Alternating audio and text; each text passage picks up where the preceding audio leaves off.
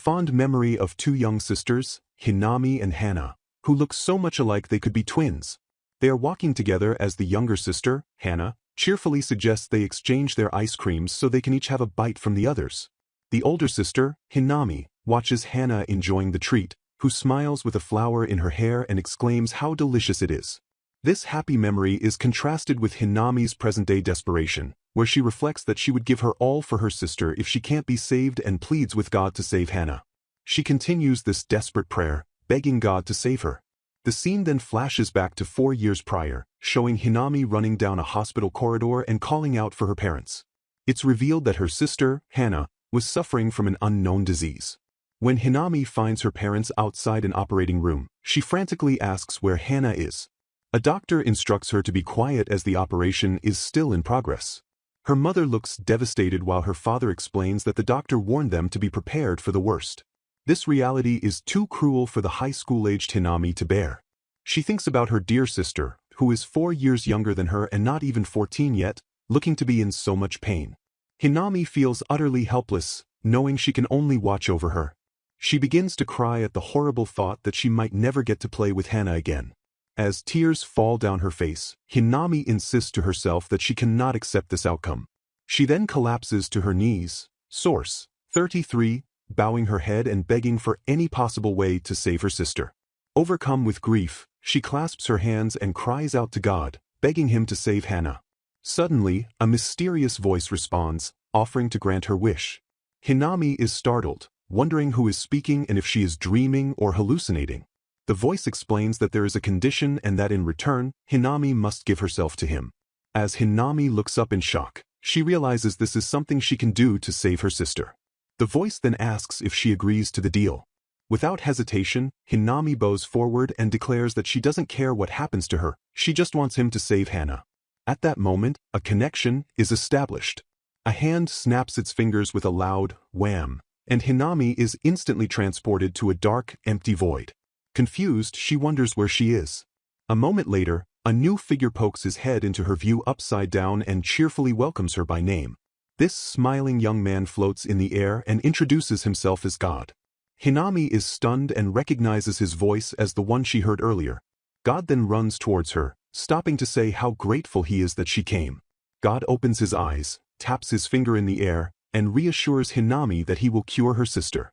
Hinami is still processing that this person is God. The scene briefly flashes back to the hospital, where Hana is now sitting up in bed, miraculously healed. Her parents are overjoyed, calling it a miracle, and her mother cries with relief. Back in the void, Hinami gratefully thanks God. God then snaps his fingers and asks Hinami if she remembers her side of the condition. Hinami looks confused, so God smiles and happily announces that from now on, she will be his plaything. Hinami is shocked and baffled by his choice of words.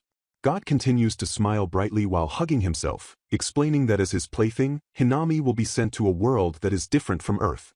This new information makes Hinami dizzy with confusion, and she wonders if he means an alternate world, briefly remembering a time she and Hana played video games. God clarifies that her job is not just to stay alive but also to collect points for him. Hinami cautiously asks God why he needs these points. He just snickers and says he will provide her with the support she needs. He explains that all her behaviors and actions in this new world will be tracked and that he wants her to save up points for him. When she asks why, God presses his finger to his own lips and then gently presses that same finger to Hinami's lips. Hinami blushes at the touch as God smiles and whispers that the reason is a secret. Hinami is incredibly flustered, thinking that for someone like her with zero experience in love, this is all too much. God simply remarks on how cute her reaction is before suddenly pushing her backward.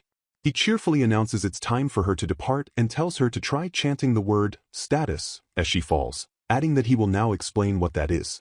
As she falls, God asks to borrow her hand, and as he takes it, she notices how smooth his hand feels.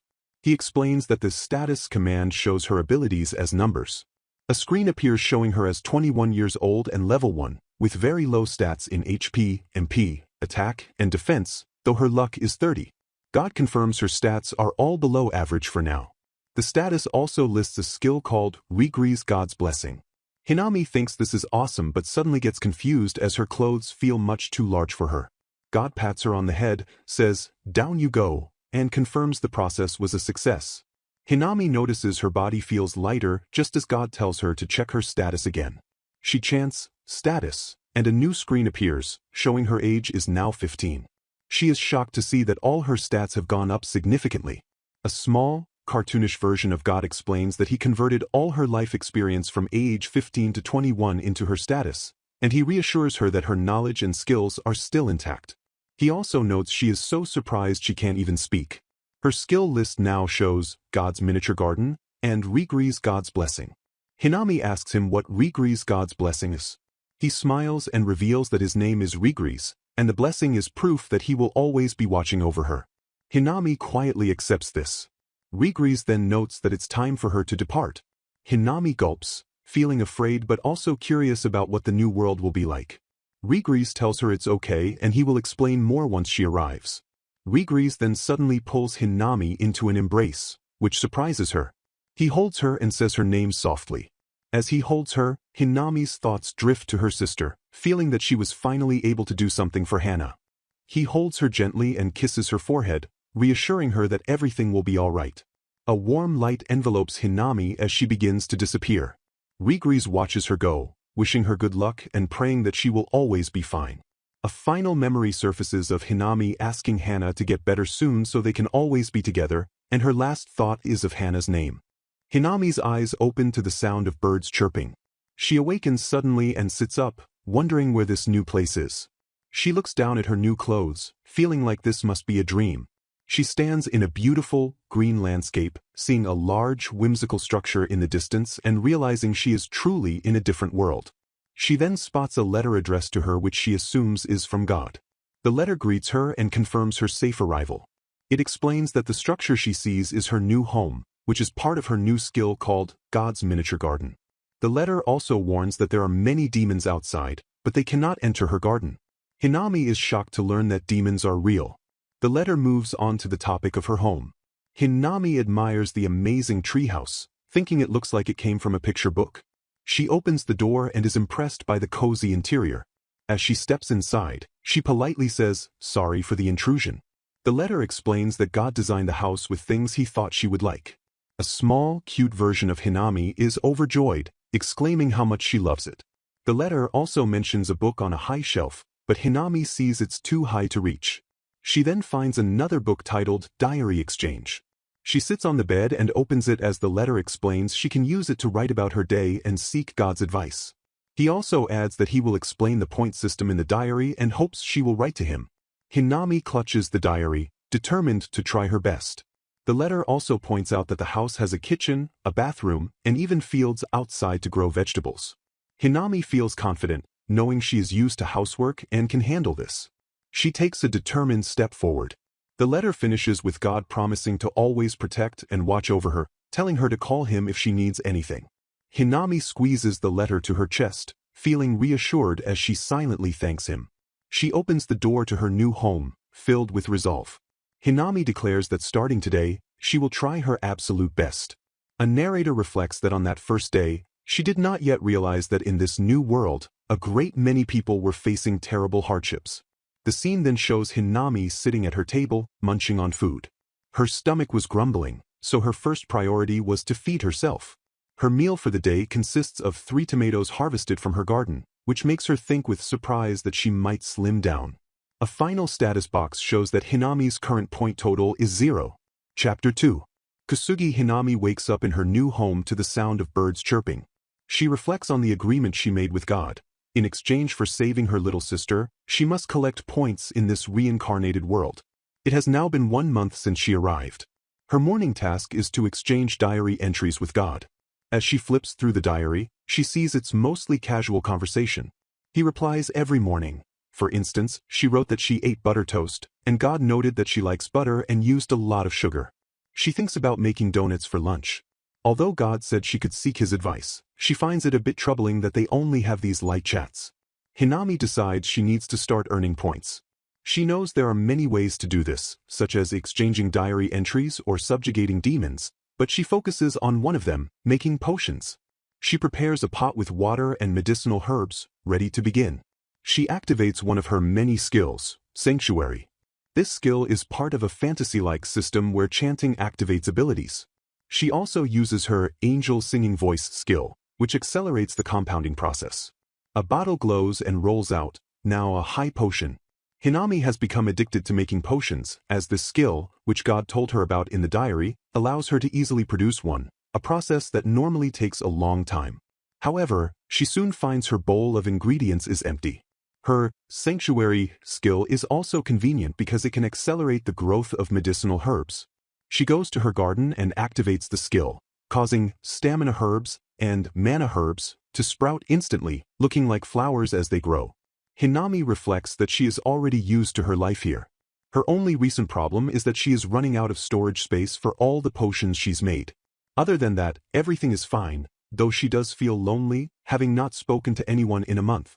Suddenly, she is shocked to hear a sound.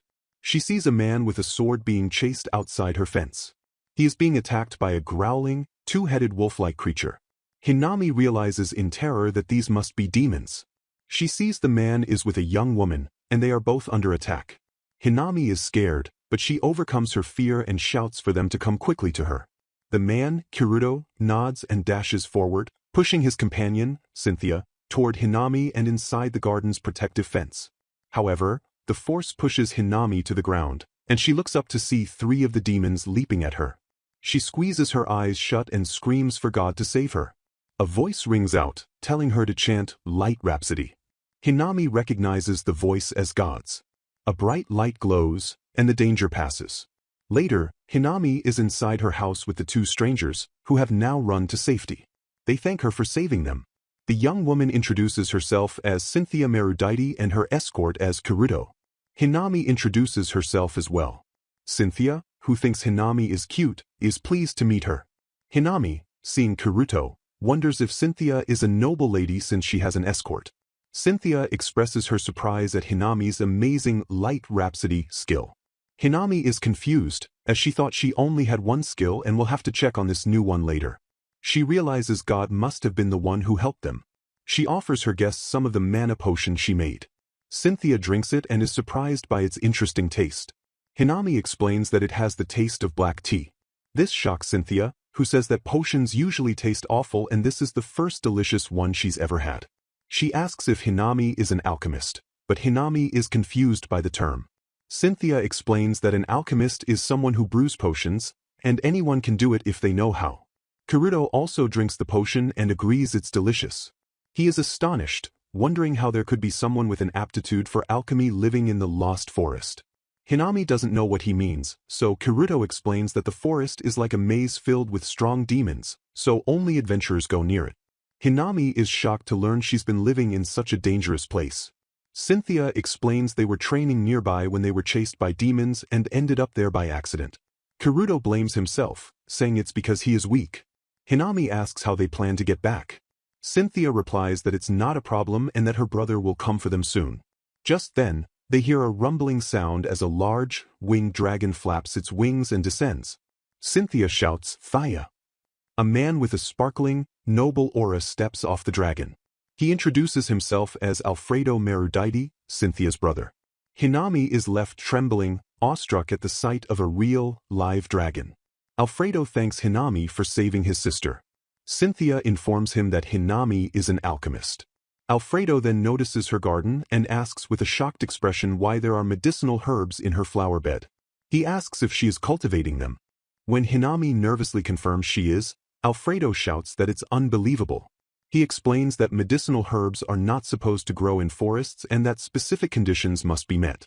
He reveals that even the royal palace's alchemist failed at cultivating them. Hinami, worried she did something wrong, wonders if she should mention her sanctuary skill.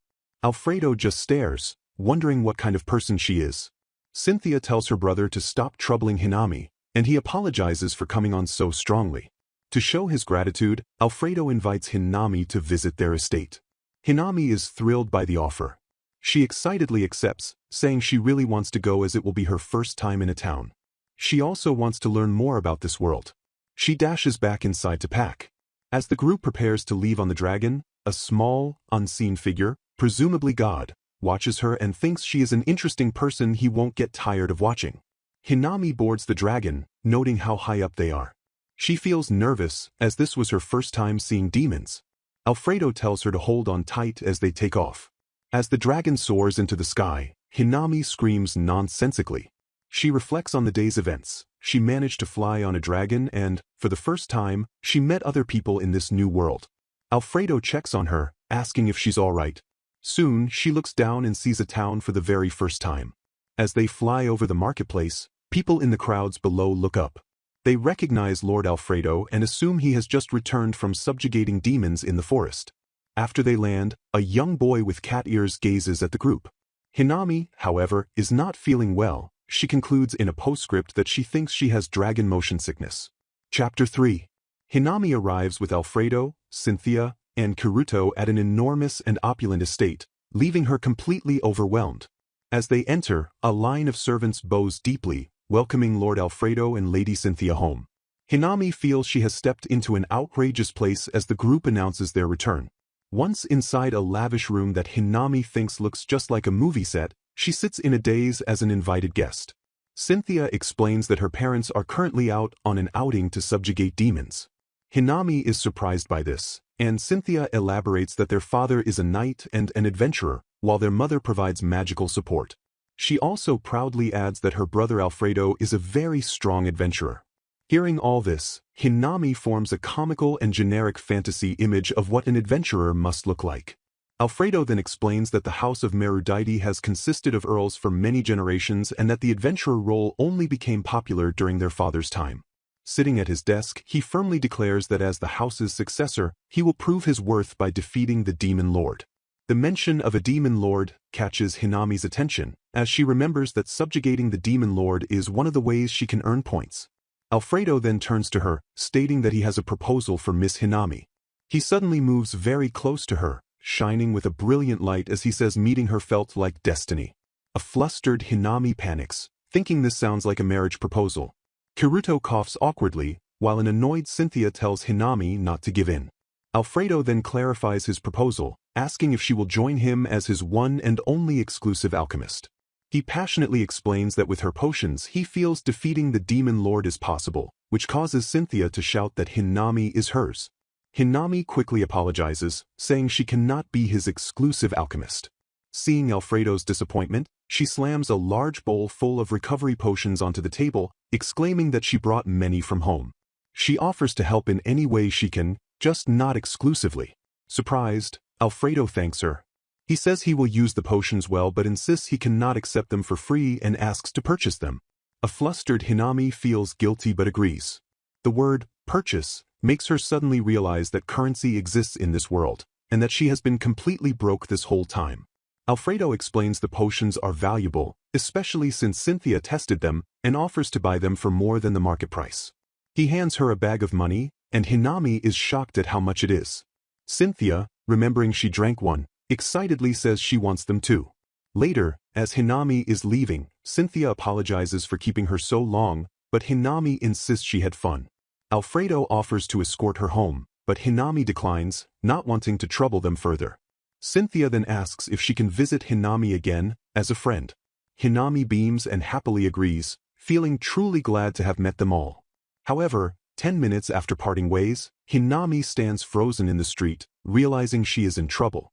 She has absolutely no idea how to get back to her house. She panics, knowing she cannot go back and bother Alfredo and the others for help. She then spots a large building and wonders if it's a guild. She remembers Hannah mentioning that a guild is a good place to go if you're in trouble. Hoping they can help her get home, she enters. The receptionist, a man with cat ears, asks if she wants to go to the Lost Forest. He explains that she can leave through the southern gate, but she will need to be registered with the guild and have an ID to pass. He asks if she would like to register, adding that it's free of charge. Hinami eagerly agrees, relieved she has found a way home. The cat-eared man lifts a crystal and instructs her to place her hand on it. After she does, he gives her a new guild card.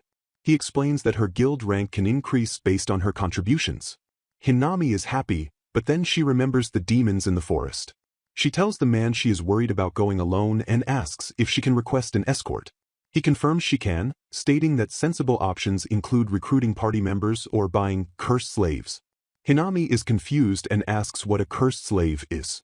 The man points to some adventurers nearby, explaining they are mainly cursed slaves. Hinami thinks the word slave has a bad feeling but is surprised to see them interacting so freely. She asks again what cursed means. The receptionist explains it's literal. They are cursed, and they have a crest on their chest as proof. He shares a legend that their ancestors betrayed the goddess Lettuce Real, and the curse is her trail of sadness, though he admits there's no proof. He continues, saying the curse isn't forever. A slave can be freed by dedicating 5 years of service to a master. Thus, forming a contract is seen as setting them free. Hinami finds the idea of slavery ludicrous but thinks that helping one could lessen her guilt. She thanks him and decides to go look. As she walks, she wonders if she might be able to save someone. She soon arrives at the slave market. The sight of people in cages gives her a horrible feeling, and she finds it too painful to look them in the eyes. Feeling overwhelmed, she decides to leave and come back later. As she turns to go, her gaze falls upon a young man sitting alone. A trader approaches, asking if she's interested in him. He introduces the boy as Ikuru, a strong staff user whose left eye is blind. Hinami tells the trader she needs an escort to the Lost Forest but finds herself captivated by Ikuru. The trader says the boy's eye can't be healed and it might be a disease. This reminds Hinami of Hana's illness, and she immediately thinks she should try to cure him. Just then, Ikuru begins to shake and covers his remaining right eye, whispering that it too will soon be gone. Feeling his pain, Hinami walks up to Ikuru, holds out her hand, and asks if he would like to come with her. As he looks up in surprise, a bright light glows from her hand. The trader shouts in surprise, asking if a cursed slave crest has appeared on her hand. He exclaims that he's never seen such an elegant one. Hinami looks at her hand, confused, seeing a new mark that looks like a garland. The trader explains it's the symbol of a master-slave contract, which is usually just a line, but hers is far more definitive. Hinami and the boy look at each other. Hinami thinks of God and feels that this must be fate, wondering who this boy truly is. The scene then shifts to Hinami back home, closing her diary with a sigh. Elsewhere, Cynthia asks God if she can visit Hinami. He chuckles, agreeing it's fine since she's a girl, which makes Cynthia strike a victory pose.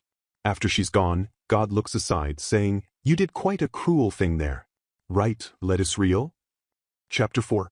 Hinami and her new companion, Ikuru, riding in a carriage as they head toward the Lost Forest. An awkward silence hangs between them, as Ikuru just stares at her intently. Hinami wants him to call her by her name, Hinami, but he persistently refuses, calling her Master instead. This has been their dynamic ever since they left the market. Hinami wants them to get along, but Ikuru finds it impossible. He explains that as a cursed slave, he is not allowed to say his master's name so casually and asks if she even understands how slaves are treated. Ikuru elaborates that cursed slaves exist only to follow their owner's orders and must be bought into labor just to live a basic life. He also mentions the new clothes and weapons she bought him, stating that she had no need to give him such nice things. Hinami replies that while they have a contract, she doesn't want that kind of relationship, she wants them to be equals. Touched by her kindness, Ikuru sighs and finds a compromise. He states that since she gave him an order, he will stop using formal language. He then formally requests permission to call her by her name. Hinami huffs, knowing it wasn't an order, but she accepts it as progress. As the carriage rattles on, she hopes he will open his heart someday. When they arrive at the gloomy entrance to the Lost Forest, Ikuru stops Hinami, asking if she knows the way to her house. She nervously admits she was just going to rely on her intuition, which makes Ikuru doubt they'll ever find it. Hinami quickly explains that her friend Cynthia found the house while being chased by demons, so it must be nearby. As she insists it's close, Ikuru suddenly shushes her and points to some rustling bushes, saying something is in there. A growling, wolf-like demon emerges, and Hinami recognizes it as one of the creatures from before. Ikuru tells her to wait there, assuring her it will be all right. The demon lunges, but Ikuru swiftly jumps, ducks under the attack, and strikes the creature with his staff. The demon screeches and dissolves into dust after a single swish. Hinami just stares, completely awestruck. She is shocked he defeated it in one hit and wonders if he was always this powerful. Ikuru explains that since he can't see well when using wind magic, he compensates by using detection magic. Hinami is amazed by this, exclaiming that his ability is awesome. A bashful Ikuru insists it's just a simple ability to sense things that anyone could have. He suddenly freezes again, warning her that something else is nearby and closing in fast. Hinami gets scared, thinking the forest is full of demons just as she'd been told, but Ikuru tells her not to move. A moment later, a small, white rabbit pokes its head out of the bushes. Ikuru identifies it as a snow rabbit, noting they are incredibly rare and almost never seen by people. To his shock, the rabbit hops right over and nuzzles affectionately against Hinami's leg. Ikuru is stunned, saying he's never heard of a sensitive snow rabbit willingly approaching a person. Hinami, meanwhile, is overjoyed. She picks up the rabbit, gushing about how adorable, white, soft, and cool it feels. She asks the rabbit if it wants to come with them and decides to name it Maro, since it's white like a marshmallow. She then offers the squishy rabbit to Ikuru so he can pet it. He hesitantly reaches out, and as Maro nuzzles his hand, he quietly says it really is cool. Hinami notices that for a brief moment, he looked happy. When Ikuru asks where her house is, Hinami gets flustered and says they should hurry before dark. At that exact moment, Ikuru's finger begins to glow brightly. He cries out, alarmed, saying his hand feels warm and something is pulling him. Hinami realizes this must be a fantasy world guide. She grabs his arm and excitedly exclaims that it's leading them to her house. She pulls him along, and a surprised Ikuru notes how forward she is. The pull leads them directly to a clearing, where Hinami throws her arms open and announces they've arrived. Ikuru is stunned to see a house in such a place, let alone a garden full of medicinal herbs. With Maro on her shoulder, Hinami proudly explains that she is an alchemist and asks him to keep her herb cultivation a secret.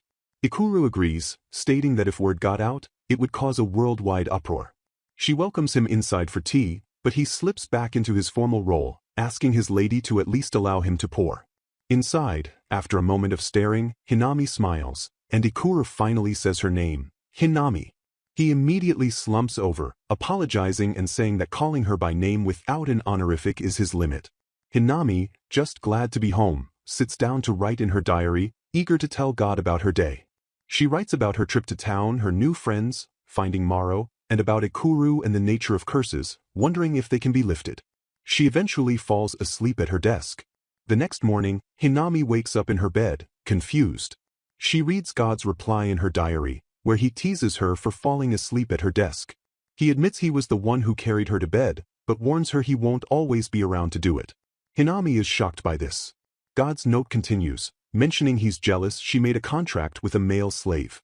He then jokes that she belongs to him and can't flirt with other guys. This leaves Hinami flustered, wondering if she made him angry and why he's so worried about her. A knock at the door startles her. Ikuru calls out, Hinami-sama, announcing that he has made breakfast. She enters the kitchen to find a beautiful, warm meal of pancakes and salad. She's amazed, and Ikuru explains that someone who used to take care of him taught him to cook. After taking a bite, Hinami is ecstatic, declaring her mouth is in heaven.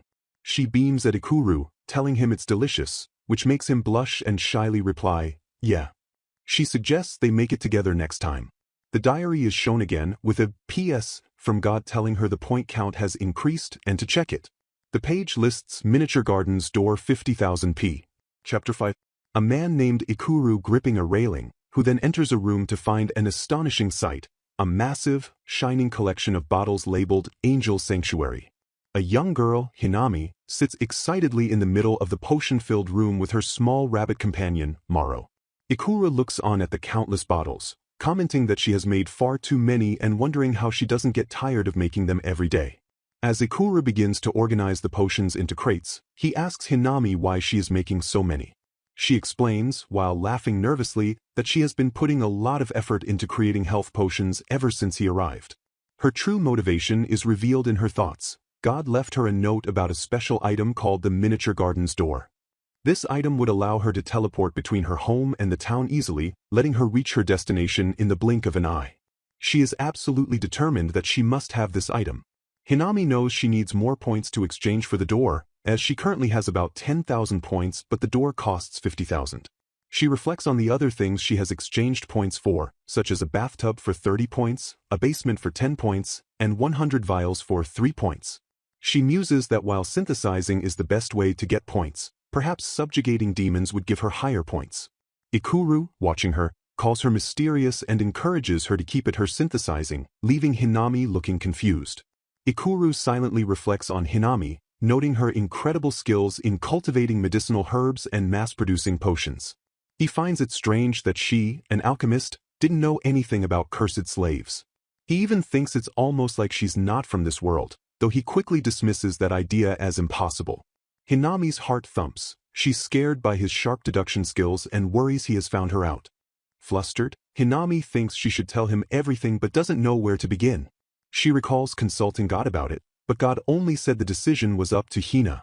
As she wonders what to do, she stares intently at Ikuru, making him wonder why he's being stared at. She finally speaks, telling Ikuru that where she comes from, there is no such thing as cursed slaves. Ikuru is surprised, and after she confirms this is true, he asks her to tell him more about herself and the curse, admitting he doesn't know much about it either. Hinami agrees, but asks for time to put her thoughts in order, deciding it's best to start from the very beginning. She begins the story of this world, explaining that it was once just vast land. Then the rain fell, the sun and moon shined, and trees began to grow into forests. From this, the goddess Lettuce-Reel was born. Feeling lonely, the goddess created animals, humans, therianthropes, and spirits, and everyone lived happily. This, she says, is how the world began.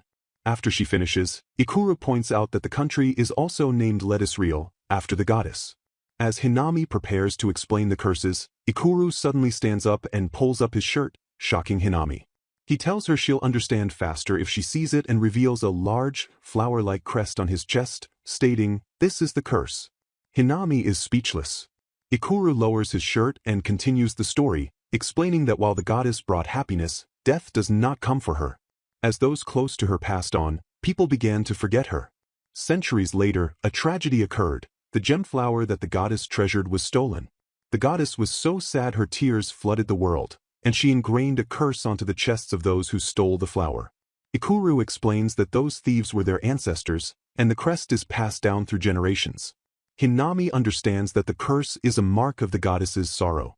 She asks if the curse has physical effects, and Ikuru confirms it can limit skills or cause abnormal conditions, depending on the person.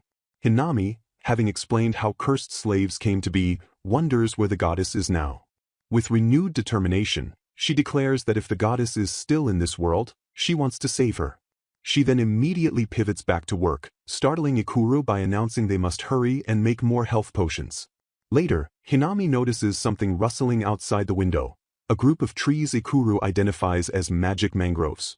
Ikuru is surprised, wondering when a river appeared there. He explains that water from a magic mangrove becomes magic water, and stones it touches become magic stones.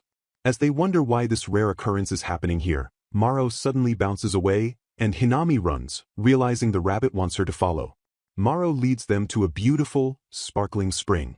Ikuru cautions that the water is unboiled, but Maro insists it's fine to drink straight. They taste it and are delighted. Hinami finds it refreshing, delicious, and sweet. As Maro celebrates their luck, Ikuru suddenly freezes, having a realization. Hinami immediately asks Ikuru for help, and together they carry a pot of magic water and sand along with some bluegrass. Ikuru watches as Hinami kneels, guessing she is using the magic water to moisten the sand for the herbs. Hinami says there's something she wants to try. Moments later, she cheers, "I did it," holding up a newly created marine potion. She explains to a shocked Ikuru that she thought soaking the special magic-imbued powder in magic water instead of regular water might work better. She's thrilled, believing this single potion, made with rare ingredients, will give her more points than usual. She excitedly declares they should make more, much to Ikuru's dismay. Later, Hinami relaxes outside, looking at her today's earnings, which are sparkling. She's happy to have gotten a lot of points thanks to the marine potion and thinks at this rate, she'll be able to get her door soon. However, this leaves her with another problem. That night, she sits alone on a bench, wondering how to tell Ikuru about herself and if it's even okay to tell him everything. She flashes back to when she first came to this world, working hard but feeling loneliness creep up on her. Ikuru suddenly appears, saying Maro was looking for her. He finds her just staring at the stars. Hinami reflects that she had gotten so used to spending time with Ikuru that she had forgotten her loneliness. Ikuru sits down next to her, and she confesses she used to be afraid of being alone.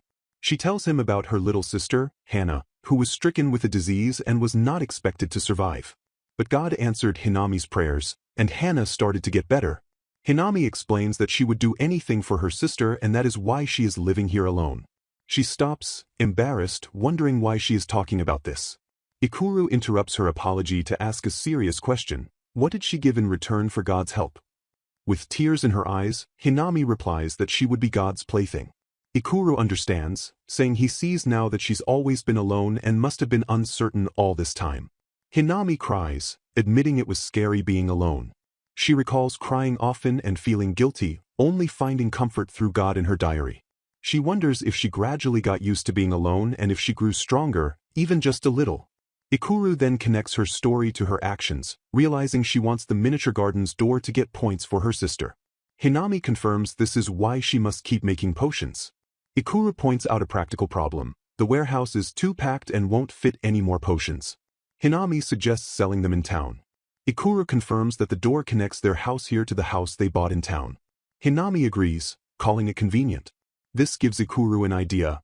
Why don't we turn that house we bought into a shop? Hinami is stunned at the word shop. Ikuru explains that since they have to make more potions anyway, selling them is the best solution instead of letting them fill the warehouse. Hinami begins imagining her own shop, something she has always admired. She gets incredibly excited and declares she wants to make it a cute shop. Ikuru smiles, agreeing they are set and leaving the interior design to her. That night, Hinami cheers, yeah, ready to work hard with Ikuru and Maro. When she calls for Maro, Ikuru points out the rabbit is already asleep. Her diary entry for the day shows she is Kusugi Hinami, LV1, and she earned 22049p. She calculates that she needs 27951p more to reach her goal and writes that she will do her best tomorrow, too. Ikuru, who is holding a bowl and some orange-colored herbs. He identifies himself as the cursed slave Hinami-sama bought from the marketplace. In a smaller panel, Hinami is seen telling Ikuru to hurry up. The scene then focuses on Hinami-sama, who is introduced as Ikuru's master. He internally describes her as a young but capable alchemist. Her rabbit companion, Maro, looks on with a confused expression. Hinami excitedly tells Ikuru to listen, thumping her hand as she thinks about how she only has a few more points to go. Ikuru's internal monologue continues, explaining the situation. He recalls Hinami-sama's need to collect points for God in exchange for God healing her younger sister. This is illustrated by a small panel of Ikuru holding potions and Hinami tripping and yelling. He understands that making potions is how she obtains these points and that she uses a special skill to produce a massive amount of them. These points can be exchanged for tools or objects. He notes that she is currently accumulating points to get a teleportation device called the miniature garden's door. He finds all this, points, God, and the whole situation, hard to believe and reflects on what an unusual master has bought him. Meanwhile, a small drawing shows Hinami, Ikuru, and Maro by the water as Hinami's stomach growls. Hinami offers to make sandwiches so they can have lunch, and Ikuru, looking a bit weary, simply says, I guess. Later, Hinami and Maro are looking at her status, which shows Kusugi Hinami, 15, and Possessed P, 50115p. Hinami gulps, realizing they finally did it and reached their 50,000p goal. Maro bounces excitedly. Hinami is ready to exchange the points for the door immediately, but Ikuru, looking thoughtful, suggests they get the door later. Hinami is confused by this. In a room filled with potions, Ikuru explains his reasoning. He points out they don't know where in town the door will connect to and suggests it would be better to find a shop first. He also reminds her that the potions they made to get the door are now a problem, as they have no space to store them. By opening an apothecary, they can sell the potions. Hinami thanks Ikuru, calling him awesome. Maro asks what she will name the shop, but Hinami hasn't thought about it yet. Maro then suggests a name, Be Surprised, when drinking Hinami's health restorative potion, which shows a sparkling potion bottle. Hinami immediately rejects this idea, thinking it's not a nice name and definitely won't attract customers. Later, Hinami is in her bedroom, thinking about the next day. She notes that they have to apply at the Merchant Guild to open a shop. She stands up in her pajamas, which she thinks are a bit cute. She's excited, as it's been a while since she's been to town, and she hopes she can meet Thaya-chan and the others, though she worries they might be busy with training. Suddenly, she's shocked to see a ribbon presented to her, which is described as a present for Hina. A figure is sitting on the edge of her bed, waving and saying, Hi. Hinami is completely shocked and dashes back, yelling as she recognizes the visitor as God. God, a smiling person with light hair, comments on her strong reaction and explains, I wanted to see Hina, so I came to visit. Hinami, still in bed, is shocked that God is real. God explains that his form isn't complete, so he can't stay long. Hinami finds this a little unfortunate. God then softly offers to tie the ribbon for her. Hinami gets flustered, pointing out her hair is a mess, but God smiles and detangles it, asking, "How about this?" The ribbon magically transforms into a pink ring on her finger. God explains it's a moonflower ring and that she can talk to him when the moon rises while wearing it. Hinami is amazed and thanks God. She then excitedly connects the dots, asking if the recent appearance of the magic mangroves was a surprise present from him. God confirms this, smiling and saying it's great to see her happy. Hinami is thrilled that she was able to talk to God. Hinami and God are both shown smiling, with Hinami thinking she is happy. God then notices the time on the clock and apologizes for keeping her up so late, especially since it's been a while since he last saw her. He says goodnight, and Hinami, thinking she should sleep soon, says goodnight back. God vanishes, and Hinami plops back into her bed, thinking he has left. She muses that God sure is busy. As God disappears, he thinks that he is already blessed, even though he wanted to talk more. He then reappears, patting Hinami's head. God pokes his head out from the canopy upside down, asking, "You called?" Hinami is shocked all over again, letting out a "whoa." God apologizes, saying she's too easily startled and that he deliberately returned. He leans in close, explaining that Hina looks cute and lonely, so he can't help but want to tease her. He then asks her seriously if there's something she'd like to talk about, but Hinami is too embarrassed to speak. Hinami recovers and says she would like to know more about God. God is happy she wants to know more about him and suggests they talk lots. Hinami is delighted. God then tells her to sleep first and promises to stay by her side until she does. Hinami thinks God is coming on strong but says good night as God pulls the blanket over her. The next day, she and Ikuru are walking through the town. Ikuru notices Hinami looks wobbly and asks if she's alright. Hinami admits she couldn't get much sleep and apologizes, feeling ashamed. Ikuru tells her not to push herself, as they've been walking since they left home. Ikuru points to a nearby restaurant, suggesting they rest there. He notes the merchant guild is close, so they can take their time. Hinami is hungry and cheers up, saying she feels refreshed. As they sit inside, she thinks it's important to improve her stamina and marvels at how calm Ikuru is, especially since he fought demons on the way without breaking a sweat. Ikuru calmly orders stir-fried food. Hinami's attention is drawn to another table where two people with pointy ears are arguing. She wonders if they are elves. The girl, Miruru, is being called a worrywart by the boy, Takuto, who insists he is already 15 years old. Miruru says, even so.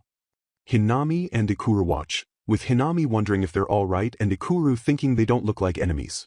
Suddenly, Takuto slams the table, yelling, "I've had enough." Takuto storms out of the restaurant with his sword, shouting he will head there alone. Miruru calls after him to wait, but he's gone. She then starts bawling loudly in the restaurant. Hinami approaches her and asks if she is alright.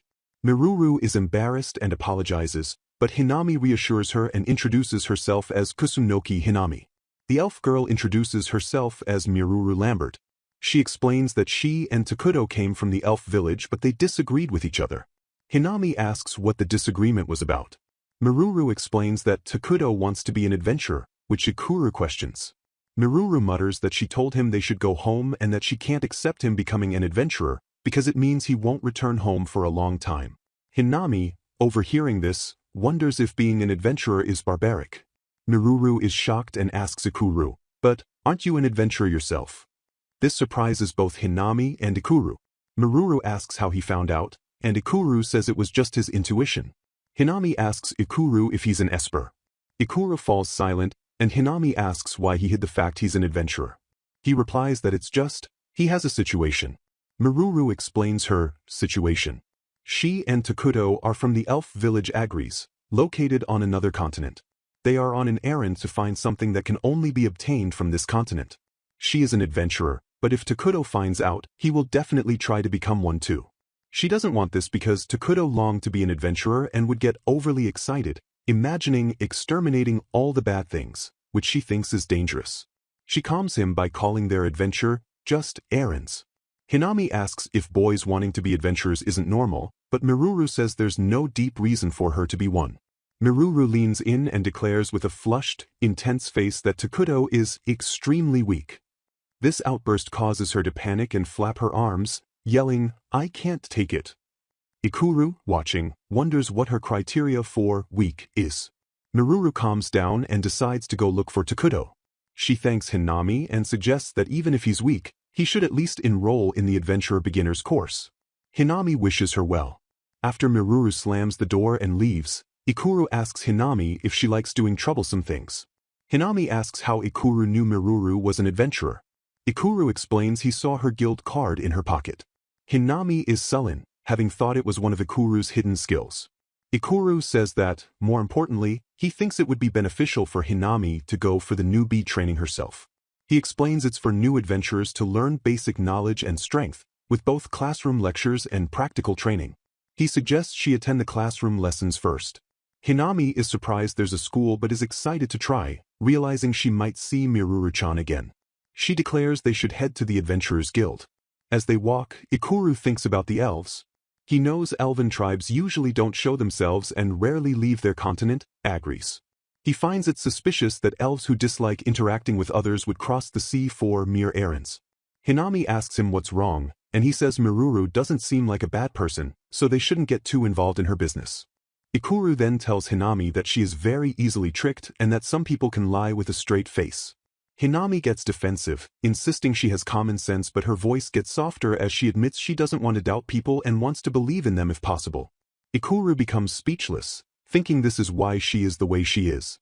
Hinami then says, "Well, it's fine this way," surprising Ikuru with her easy acceptance. Ikuru thinks to himself that even if Hinami were to be tricked, he will always be there to protect her. Hinami asks what he said, and he replies, "Nothing," while she says, "I'll be in your care." Hinami looks at him, thinking that this is natural since he is her escort. Hinami feels giddy inside but can't say it. She suddenly gets pumped up and, much to Ikuru's confusion, declares she is doing this to build stamina. She then yells, "All right, Ikuru, let's race to the guild." "Ready, go." Hinami dashes off as Ikuru calls out that the merchant guild is in the opposite direction. Meanwhile, back at the house, Maro is left alone to take care of the house, looking very bored. Hinami and Ikuru at the Adventurers Guild, where a staff member with rabbit ears explains that the beginner's course consists of 1 week of practical training and 3 days of classroom learning. She asks Hinami if she wishes to attend, and Hinami, with a comically shocked face, shouts, "Yes." Ikuru calmly tells her she's too loud. Hinami internally reflects that they were supposed to be going to the Merchant Guild to open their store, but they ended up registering for this course at the Adventurers Guild instead. While reviewing the course schedule, Hinami notes it will take 5 to 6 hours a day, which seems quite long. She mentally reiterates that they chose to come here first simply because the Adventurers Guild was closer than the Merchant Guild.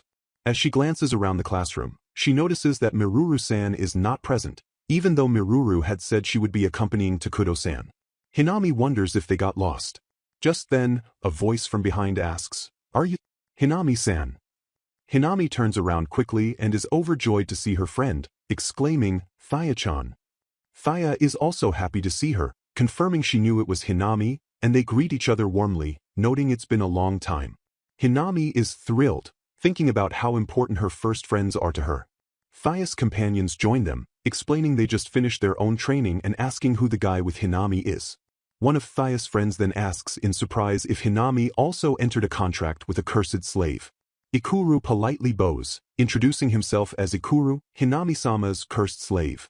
Another friend exclaims, "Is that so? And we even have a crest engraved."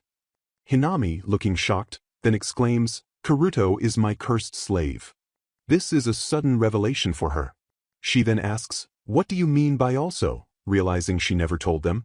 Her friends are simply happy, saying it's great that Hinami isn't alone in the forest, as they were worried about her. They tell Ikuru they are leaving Hinami in his care, which he accepts. One of Hinami's friends explains that she'll need to go to the Merchants Guild to open a potion shop and asks if he can tag along. Hinami wonders why, and Thaya-chan seriously explains that the Merchants Guild is a little hard to handle. At the guild, they meet the guild master, Mariage Rustin, who recognizes Hinami as the alchemist Alfred recommended. Before Hinami's friend can even finish his guarantee of her potions, Mariage bluntly shuts him down with "No." She explains that even with Alfred's backing, Hinami is too young to be a merchant, and that is all. As Hinami reels, Thinking she won't be able to open her store, Mariage sighs and says, "Alright, I'll make an exception." She explains the guild's 3 simple contract rules. Don't cause problems for the guild, be transparent about products, and pay taxes. Hinami is overjoyed and thanks her. Mariage congratulates her and hands her a transparent, pretty object, telling her to place it where it's easily seen in her store. Mariage explains it's a white magic tool created by the guild that proves a store is legal. It also functions as a detector, turning a blackish muddy color if the store sells counterfeit goods. She chides Hinami for not knowing this, saying she would have been thrown out if not for Alfred. Hinami is just amazed, calling the item high-tech. When she asks how it's made, Mariage bluntly replies that it's a top secret. Next, Mariage explains the store registration rules, which vary by location. Shops on the main street have no days off, while shops in the alley have no set hours. Hinami thinks the main street is too demanding, and Ikuru suggests the alley would be better so they wouldn't have to worry about when to open the shop. Mariage agrees this is a good point and asks what kind of shop Hinami envisions. Hinami decides she wants a cute and warm shop with a comfortable feeling. Mariage immediately instructs her secretary, Buru, to find a matching property. Suddenly, Mariage freezes the room and asks for the store's name. Hinami panics, as she hasn't decided on one, and asks Ikuru for his opinion. He suggests Ikurin shop, which makes Hinami yell, "Wait a minute." Mariage tells them to relax, as long as they decide by the end of the day. Just then, Buru announces she's found a property, and an energetic Hinami yells, "Let's go." Mariage officially welcomes them to the guild and tells them to come to her if they have any problems. Buru, who reveals she is an elf, leads them to the property, explaining they are in the alleyway, which has a cute atmosphere. This area is home to specialty stores run by people who prefer privacy or have a hobby. On the way, Ikuru gets distracted by a bookstore and asks if they can visit it later. Buru makes conversation, noting she heard Hinami is a well-known alchemist, but Hinami gets flustered and admits she is just a novice. They soon arrive at a cute and fancy building. Buru explains the layout is about 6 tatami mats on the first floor, with a 3 tatami mat storeroom on the second. While Buru worries the number of rooms is too small, Hinami spins in circles, thinking it's perfect. She reasons that the miniature garden's door makes the number of rooms irrelevant and fewer rooms mean less cleaning. She declares the place is great, and Ikuru agrees. Buru says everything is settled and hands them a paper, explaining they must write their store name on it and submit it to the guild. Back at the new shop, Ikuru suggests the name Hinami's Miniature Garden. Hinami worries that using her own name sounds arrogant, but Ikuru says many merchants do it. She then notices how he wrote it, with the word miniature in small ruby characters above Hinami. She angrily asks if this means she is a small person, and Ikuru confirms that is correct.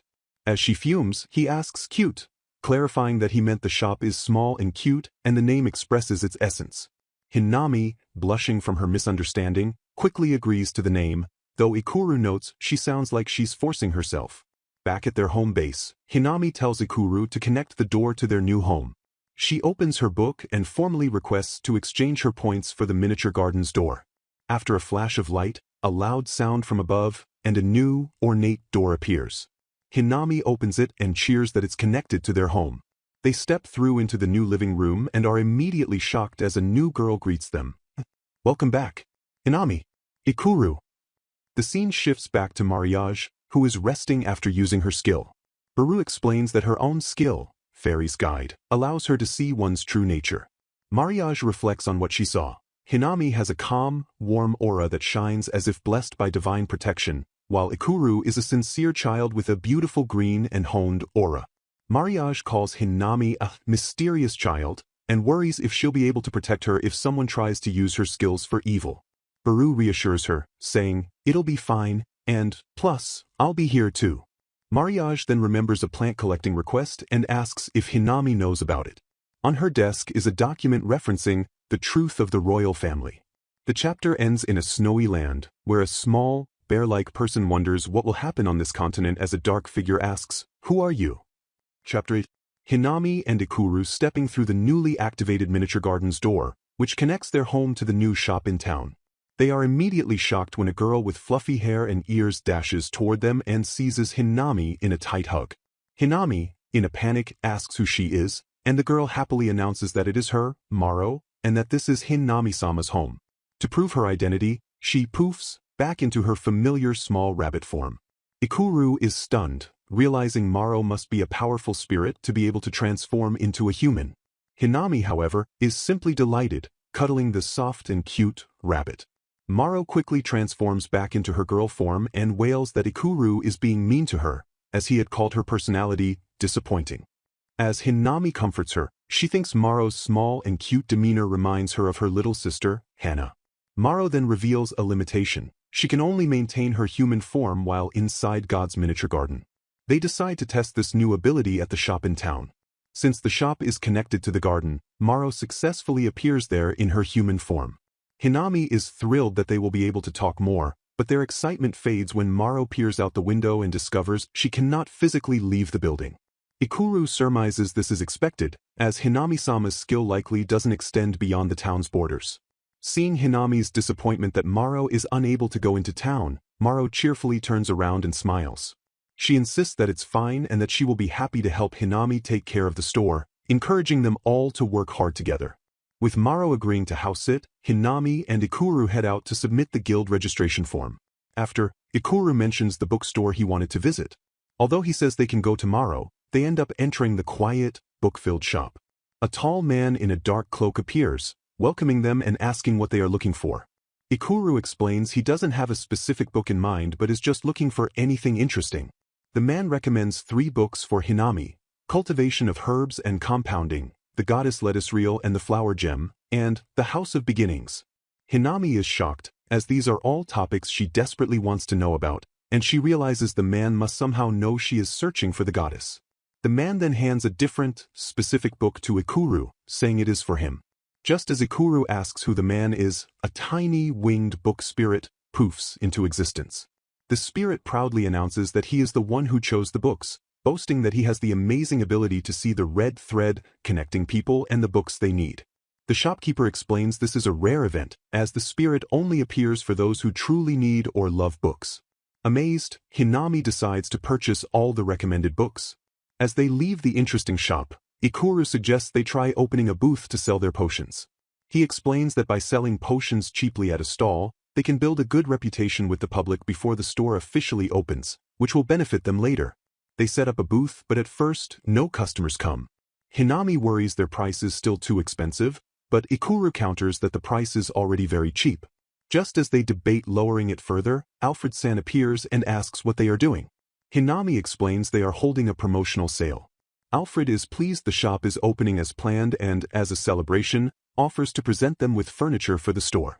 He also asks if Hinami can prepare some potions for him.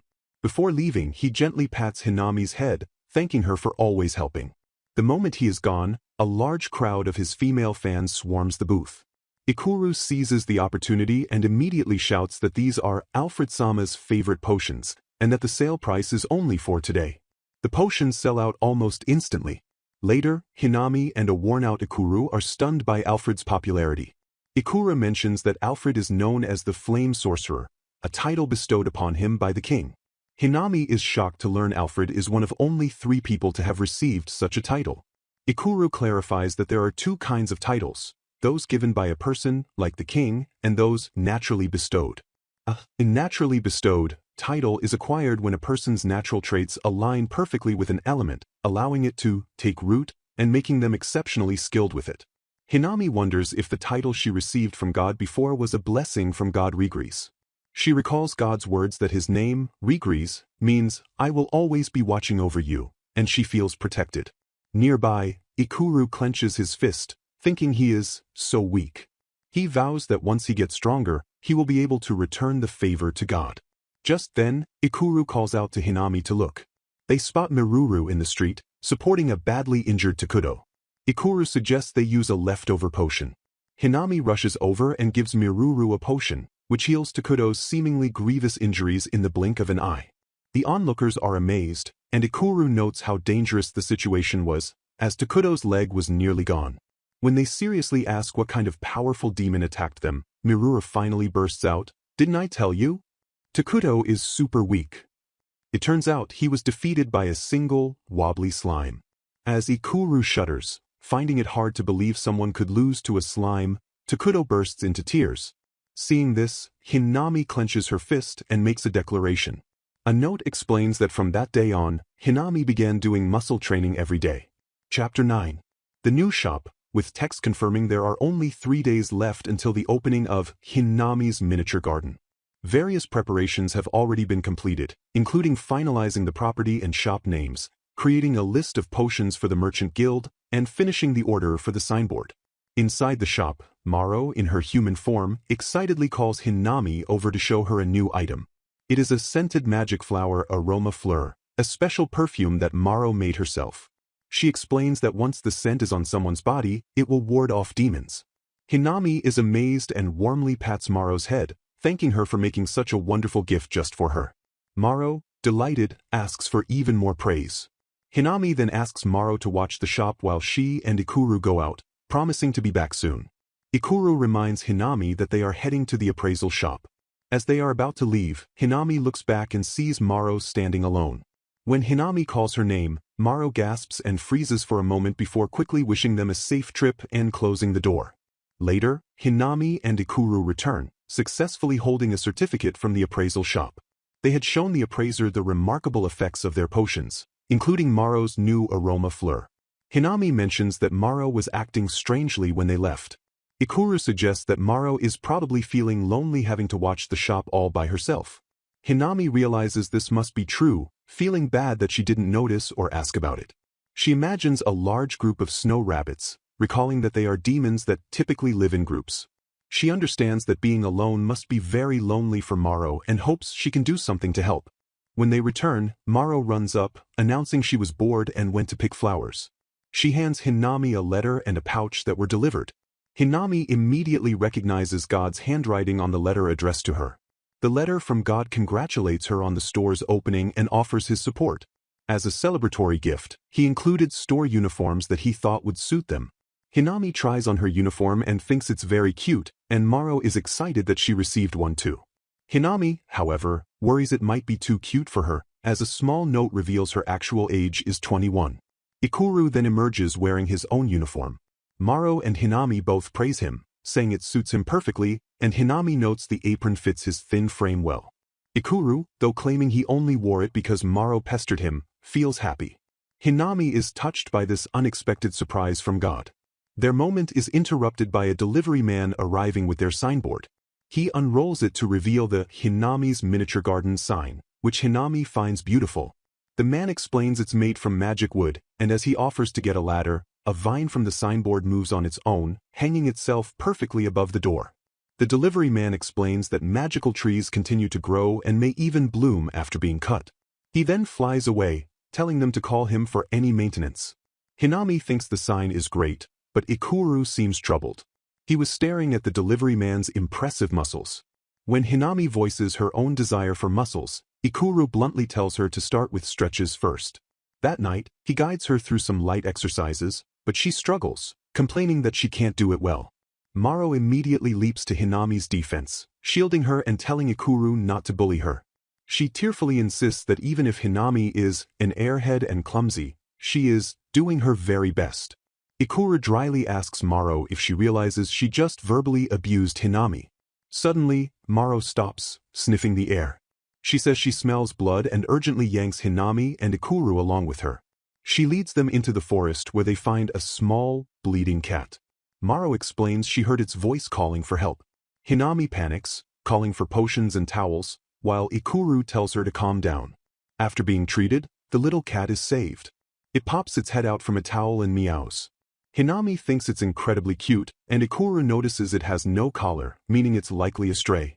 Maro holds the hungry cat as Hinami cries tears of joy at the tender moment. Maro happily declares that they should keep the cat, as it will be fun to have a friend while she watches the shop. She is overjoyed, hugging the cat and saying they will play together every day. That night, Hinami and Maro are seen sleeping soundly together in the same bed. Ikuru sits up on his own bed before moving to the main room. He watches Hinami and Maro doing their special training stretches the next day. He notes how terrible her stretches are and decides to write a proper stretching schedule for her. As he writes, he reflects on Hinami. He thinks she is a truly good person and finds himself wondering if she is doing all this for God. He remembers his initial impression of God as someone who controls others through their weaknesses. He feels that, from an outside perspective, Hinami is at an overwhelming disadvantage in her deal, even if it was to save her sister. He looks at the uniform God gave him and then at the book the Spirit gave him, thinking, I don't like it, believing God writes in it.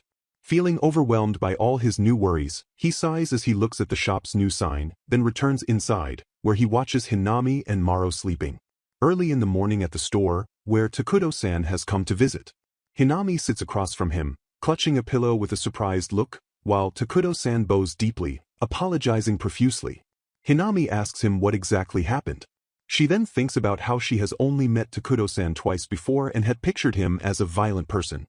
A small thought bubble shows her imagining him angrily threatening someone about being beaten by a slime, while another bubble shows her worrying about what to do since Ikuru isn't awake.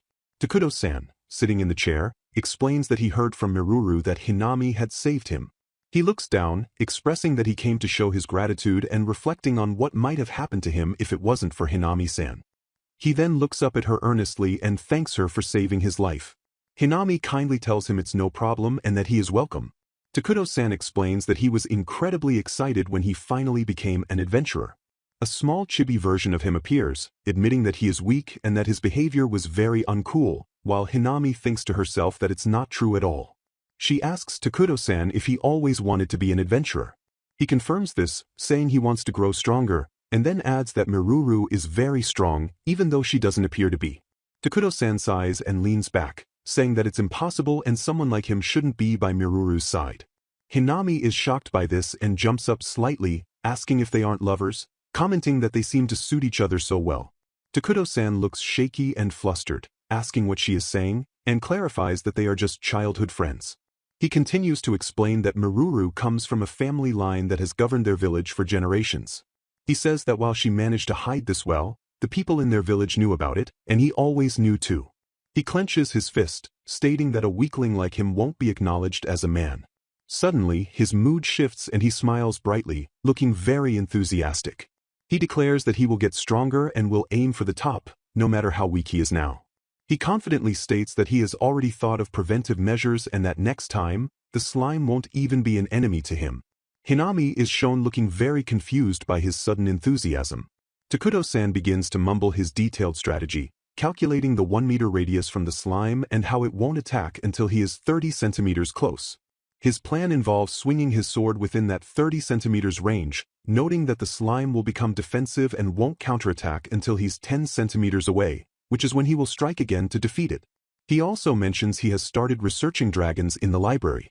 Hinami, looking a bit hopeless, smoothly suggests that they should go to the beginner's course together and asks if that's alright. Just then, Ikuru appears, looking sleepy, and asks Hinami-sama what she is doing there.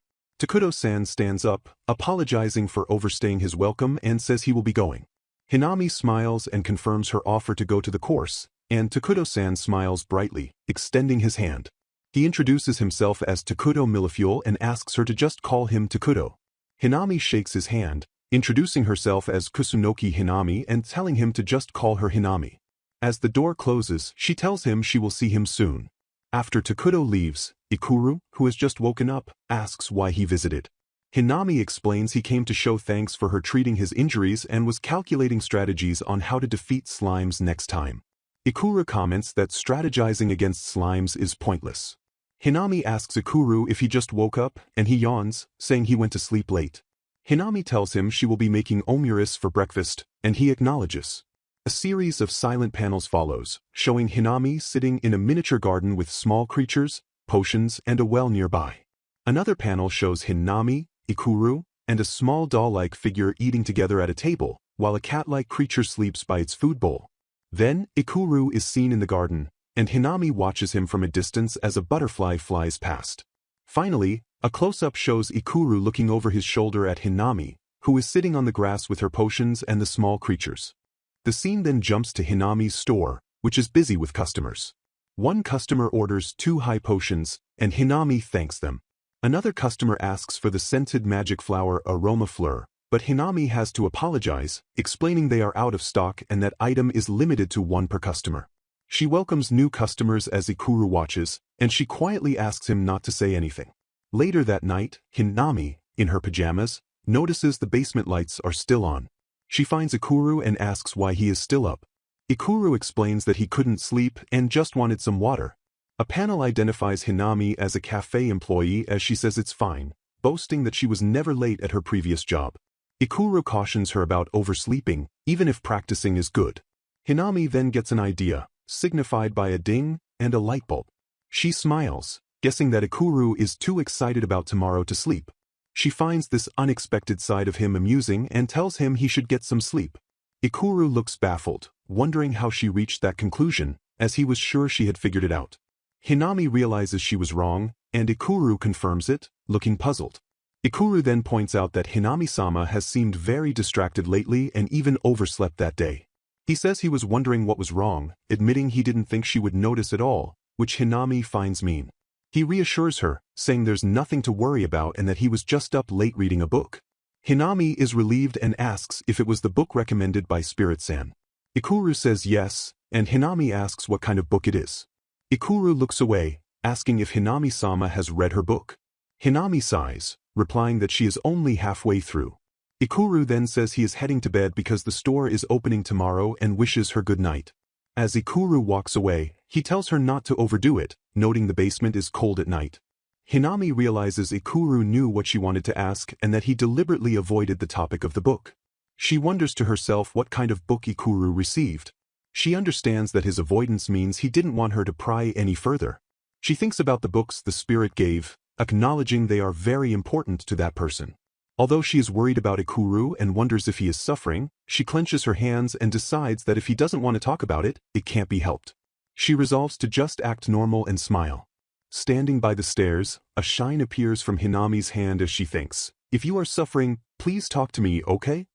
From his room, Ikuru senses her kindness, thinking to himself that Hinami is really kind. The scene changes, and Hinami is now tiny, standing on the giant hand of a being identified as God. She looks flustered, saying this is embarrassing. God's voice reassures her that there's nothing to be embarrassed about, calling her voice soothing. God adds that it's nice talking like this, as they can hear Hina's voice clearly even without seeing her face. God tells her to have confidence, stating that Hina is already reliable. Hinami, still flustered, thanks God, thinking that the store uniform God chose is too cute for her. Later, Hinami is in the shop looking embarrassed, wondering if God was just making fun of her. God, now a shining silhouette, asks what's wrong and insists the uniform is cute, admitting to saying it on purpose. God senses her thoughts and tells Hina not to worry, clarifying that her thought about being a plaything is wrong. God's voice then gently says, "I treasure Hina a lot," which makes Hinami's heart pound. She looks down, telling herself to calm down and not to get high hopes, reminding herself that he is a god and she is just a human. The next day, the store is all ready. The potions are stocked, and Hinami tells everyone to eat something nutritious. Maro, the small cat, is shown on the table and is told that's bad manners. The store's bell rings, and Faya-chan and Karuto-kun enter, cheerfully announcing their visit. Hinami, looking tired with bags under her eyes, exclaims that the day has finally come. Ikuru observes that Hinami-sama didn't sleep at all, despite what she said last night. Hinami and Ikuru greet their friends, and Hinami leans in close, suggesting they all huddle together. Faya-chan and Karuto-kun look confused by the word huddle, so Hinami clarifies, "Like your shoulders." Hinami expresses her gratitude and surprise that they actually came. Faya-chan explains they wanted to be her very first customers. Hinami then asks where Alfred-san is. Karuto-kun explains that he is currently busy subjugating demons. A small panel shows Alfred agonizing over missing the store's opening, lamenting that as the party leader, he can't leave. Karuto adds that Alfred was extremely disappointed but will figure out a day to visit. Faya-chan then introduces her cat, Happy, and Maro introduces himself as well. Faya-chan asks if they have the scented magic flower Aroma Fleur, and Hinami proudly says yes, pointing out that Maro made it. Faya-chan, who is also called Cynthia-sama, then presents Hinami with a celebratory gift for the store's opening. The gift is quite heavy, and Ikuru steps in to help Hinami hold it. Cynthia gives Hinami a big hug, formally introducing herself as Cynthia, and Hinami says it's nice to meet her too. Cynthia mentions she got so excited about having a little sister that she forgot herself. Ikuru looks at the gift, which is a large pink gem, and asks if it's self-made. Cynthia confirms it, explaining that she, her brother, and Kurito all made it together. Hinami is amazed, asking if they can make handmade gems. Cynthia explains the gem is called Newborn's Wellspring and that it helps plants germinate. She adds that while man-made ones are less effective than natural ones, she thought it would be a perfect gift for an alchemist like Hinami. She warmly congratulates Hinami-san on her store. Hinami hugs the gift bag tightly, exclaiming "Yes, thank you," and promising to treasure it. As Thaya and Kuruto prepare to leave, they promise to come again. Just as they go, the bell rings again, and a new customer asks if the store is open. Hinami confirms that it is. More customers enter, commenting on the wide variety of items and the excellent effects of the potions. They begin to make purchases, including the recommended items. Outside, Thaya and Kuruto walk away. Kuruto remarks that it's great she managed to give Hinami the gift. Thaya agrees, adding that they even got a present for her big brother. She suggests they come back again sometime, and Kuruto agrees. Back inside, things have quieted down. Ikuru and Hinami stand behind the counter, with Hinami noting that's about it. She lets out a sigh, observing that they had a total of 5 customers that day. Hinami rests her head on the counter, sighing again. She thinks that they have most likely achieved their first goal and now must think about what's next. Ikuru tells Hinami-sama to wait there while he prepares dinner. She responds, "Okay, see you." At that moment, the bell rings again, and an older gentleman enters the shop. He asks if this store belongs to the young lady. Hinami welcomes him, confirms they just opened today, and invites him to look around. The man explains he was just looking around the area when he found the store, calling it quite a surprise. The man walks deeper into the store and suddenly stops, his eyes wide. He exclaims that he never thought he would be able to see Lettuce Real-sama's potion in a place like this. He stares at the potion with a look of nostalgia, saying it really brings back memories. He then quietly murmurs, "Doesn't it, Letty?" Explaining that goddess Lettuce Real's presence is thought to be the mother of their world. She was a medical expert who spent her days gently treating those who were wounded or sick.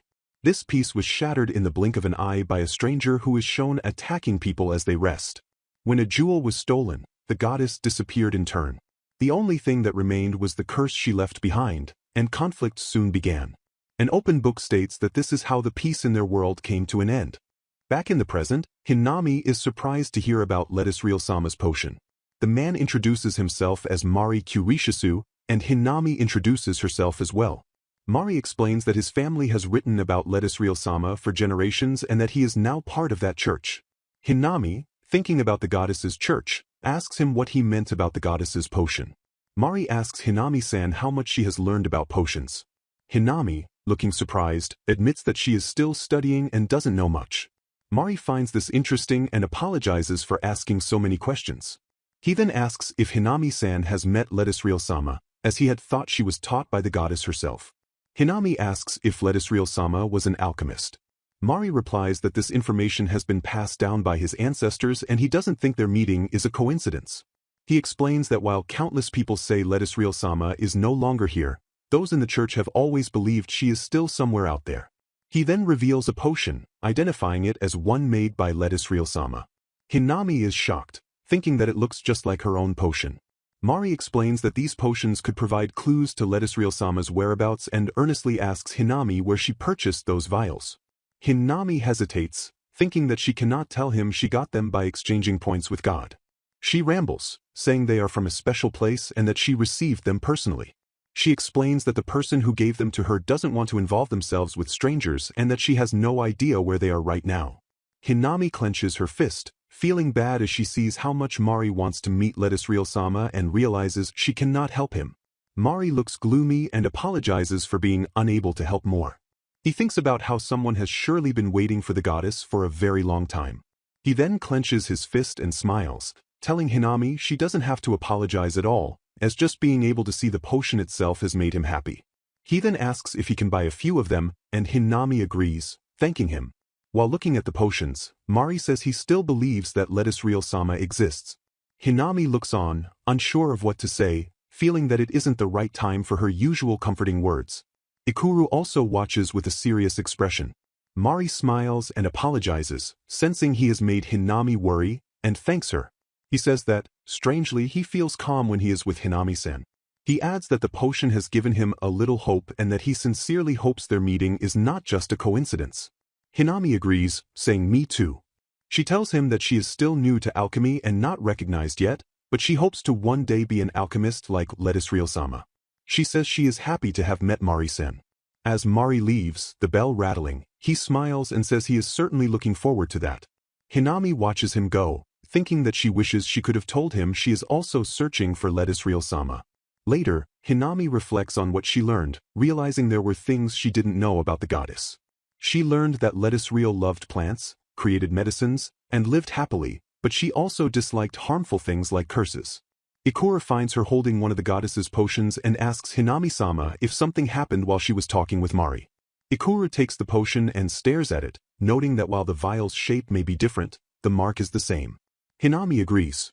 Ikura decides there is no point in thinking about it any longer and that they should eat dinner. He suggests they can deal with it after dinner and just go at Hinami-sama's pace, and they are shown eating together. In a different location, someone flinches, wondering if Lettuce Real-sama is aware of the world's current state. This person thinks about how many have become cursed slaves because of the goddess and feels they might be the only one left holding onto the world's sadness. They suddenly sense a presence. Looking out a window at a nearby building, the person wonders if they are just imagining things. Inside that building, a teacher is concluding a lesson by stating that the world is protected by Lettuce Real-sama. Hinami is in that class, and she notes it is her first day attending the beginner's course. She had been worried about the lecture, but finds the teacher is very enthusiastic. The teacher explains that the world has 3 continents, Saritun, Mushbarl, and Agdis, and that they are currently on Saritun.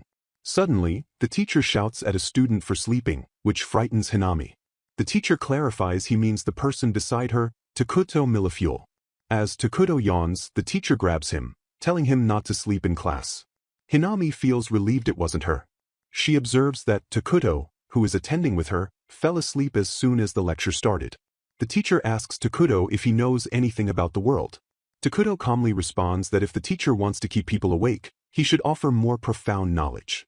He then explains that here in Saritun, people believe in Lettuce Real-sama, but it is also the continent where cursed slaves face the most prejudice, a prejudice unique to Saritun. As other students chatter, Takuto continues, explaining that Saritun is considered the most peaceful continent because the demons there are weaker, which causes high-ranking adventurers to move to other continents. Hinami asks what the Adventurers Guild has to do with peace. Takuto whispers that it's simple, high-ranking adventurers gather at the guild, so if strong demons do appear, they will be there to subjugate them. This is also why ships travel from this country straight to the headquarters. Hinami is impressed, thinking he made the topic easy to understand. The teacher, Raku-sensei, tells Takuto that since he understands so much, he won't have qualms about him sleeping, though he adds that everyone should know this information. He also tells Takuto not to make him so nervous. The bell rings, and the teacher dismisses the morning lesson.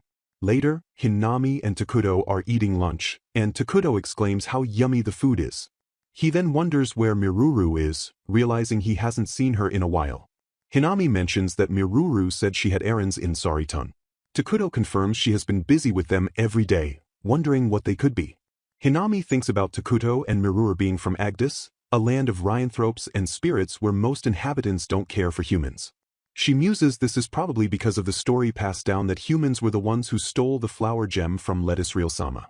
Hinami looks at her food, thinking that not all humans are bad and that she needs to find Lettuce Real-sama soon.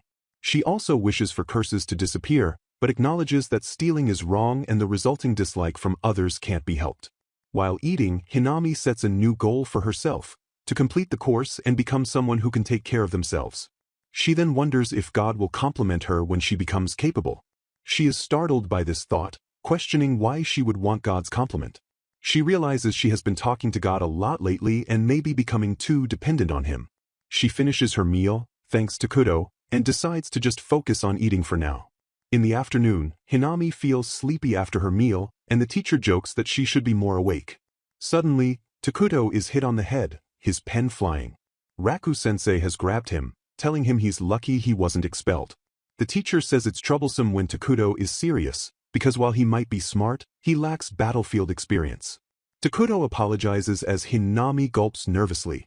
Raku-sensei slaps Takuto on the back, saying he's glad he understands and advising him to listen to stories from senior adventurers. Takuto agrees and bows, saying he will see him this afternoon. Hinami observes this, thinking that Raku-sensei must have known about Takuto's strength in combat. She reflects that Takuto himself had told her about his weaknesses. She thinks he is a really great person and that even if his attitude is difficult, he's a sincere person. Hinami smiles, realizing Raku-sensei knew about Takuto's weakness and was worried, which is why he gave him advice. She finds the relationship between the teacher and student to be really nice. She turns to Takuto, encouraging him to do his best in the afternoon for their sensei's sake. That night, someone sighs while looking out over the school buildings. This person thinks about the investigation the guild entrusted them with but finds nothing as the leaves rustle.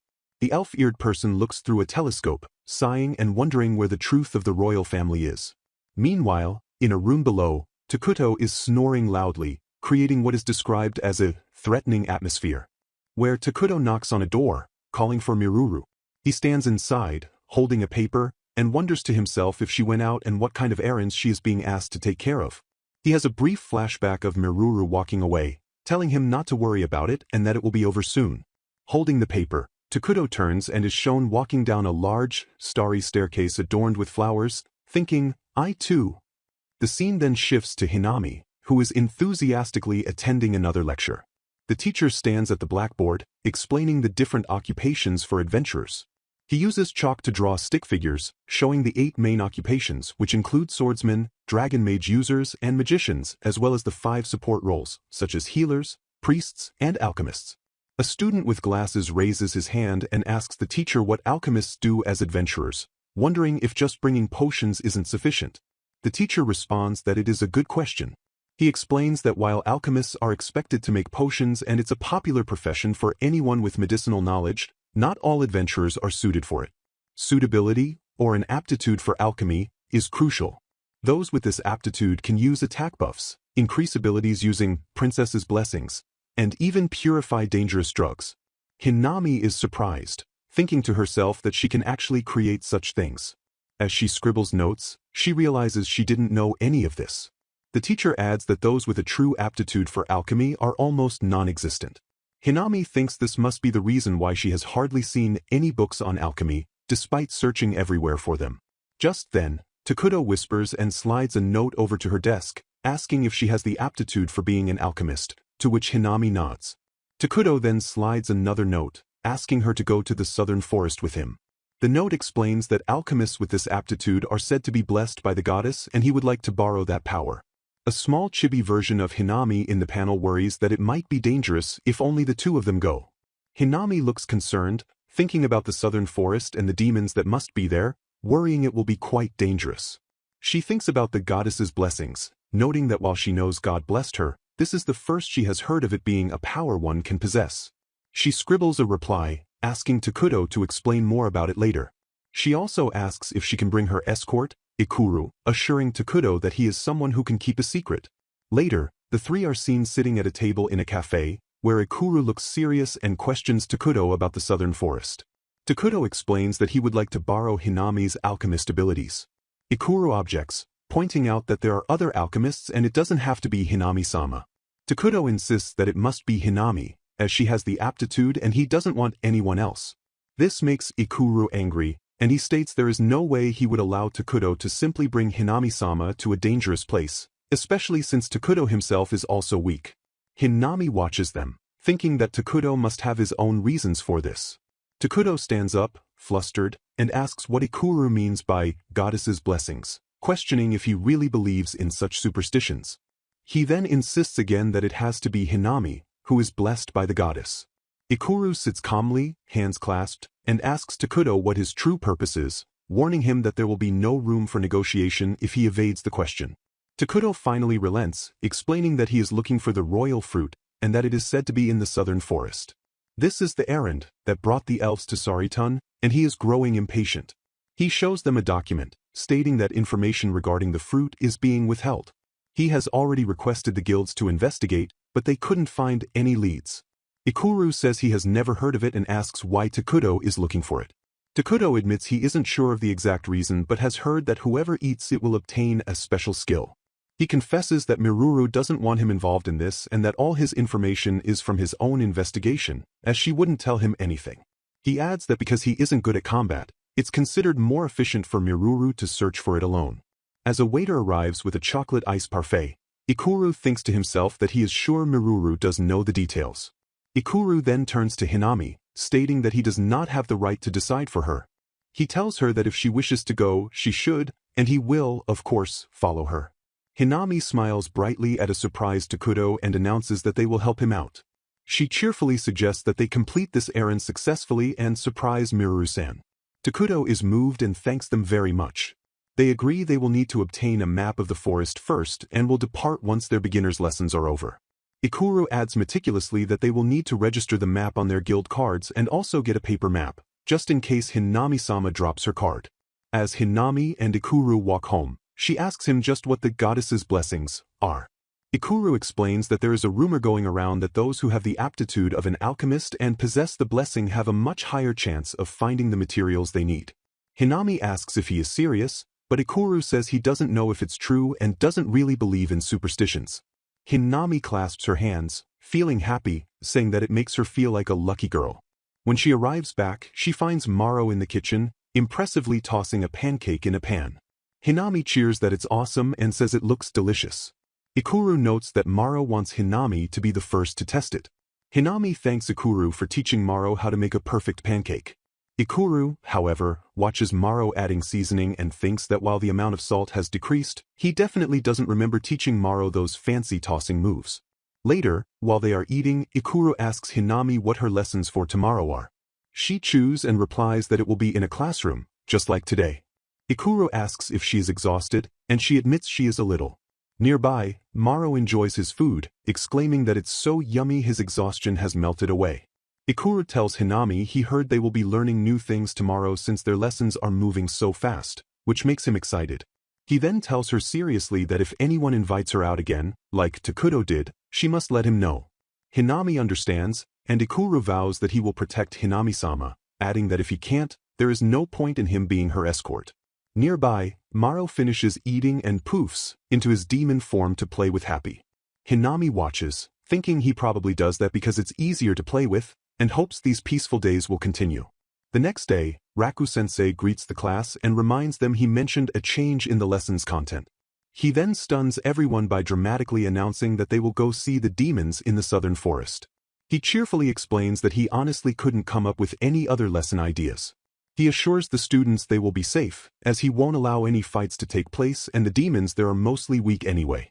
He adds that he will also teach them how to collect materials and about the demons' characteristics. The class cheers, calling him very reliable, and Hinami notes that everyone is being affected by the teacher's enthusiasm. Soon, they are in the southern forest, and Hinami wonders what they should do, as they arrived earlier than planned. Takuto, who is visibly shaking, says he sees. He remarks that it's unexpected they won't have to fight and that since the sensei is with them, they should be okay. Hinami looks at him and tells him not to get hurt, as he clearly still considers the weak demons a threat. Hinami thinks to herself that it's a good thing Ikuru already gave her a map and that, as Takuto said, they'll be fine if they stick with sensei. Just then, a student points out a slime behind Raku-sensei. The teacher instantly slices it, dismissing it as a weakling, which leaves Takuto shocked. Raku-sensei then announces a change of plans. They will experience first-hand combat. He tells the students that he will stall the demons, and they are to kill them. The students shout, "Understood," as Hinami watches from the back. She observes that the demons seem weak and that the other students have adventurer spirits and are not afraid. She thinks that as an alchemist, she is mostly rearguard, so she will put her all into cheering them on. She then notices Takuto, who is frozen in fear and muttering. He suddenly steels himself, thinking, "I too can be stronger," and lets out a massive yell as he slices a monster. After the strike, both Takuto and Hinami stand stunned and speechless. Takuto then bursts into cheers, excited that his research was a success and he was finally able to defeat the slime. Hinami cheers for him, saying, "That's great, Takuto." Filled with new confidence, Takuto nods, thinking he could manage it because he tried, and reaffirms his goal to get stronger and stand beside Miruru. As another student remarks that it was just a slime, Hinami looks around, thinking this is no time to relax. Seeing Takuto trying his best, she decides she needs to look for suitable ingredients to craft potions. She finds a strange-looking mushroom, noting that it looks poisonous but might be useful when making medicine. Raku-sensei then calls out that there are too few monsters in this area and tells the class to go further in. Hearing this, Takuto looks ahead with determination, thinking that the royal fruit might be deeper in the forest and silently asking Miruru to wait for him.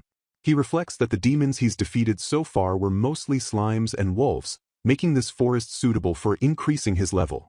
He also notes that there aren't many ingredients to be found, other than some orange and red medical plants that increase physical strength. As the group moves quietly, something rustles in the bushes, and Takuto calls out to Hinami.